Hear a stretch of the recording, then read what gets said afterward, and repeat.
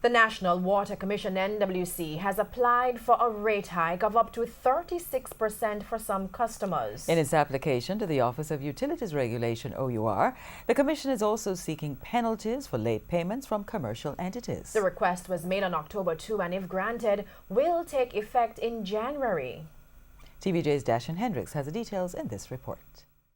The National Water Commission (N.W.C.) has applied for a rate increase, asking the Office of Utilities Regulation (OUR) to reset the rates it is allowed to charge consumers as of January 2019. It's seeking a 23% and 38% increase for water and sewage respectively, but based on its rate structure, some customers will see a far bigger increase. For example, commercial operations, condominiums and schools would face a rate hike of up to 36% for water and 46% for sewage. The typical household at the lower end would only see a 5% increase. Overall, the N.W.C. says the rate hike will boost its annual revenues to $34 billion.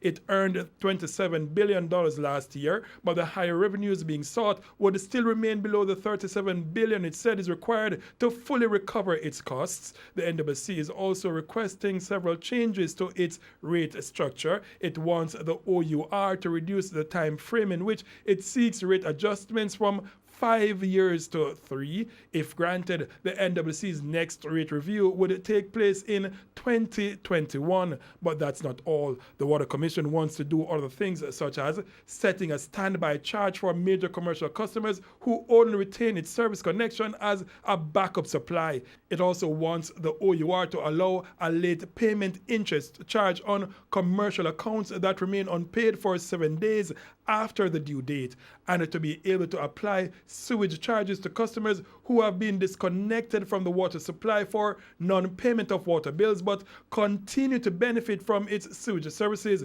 The intention is for these to take effect in January. Ahead of that, the OUR will be hosting consultations beginning October 30. The first will be held at the Meadowbrook High School auditorium starting at 6 o'clock in the evening.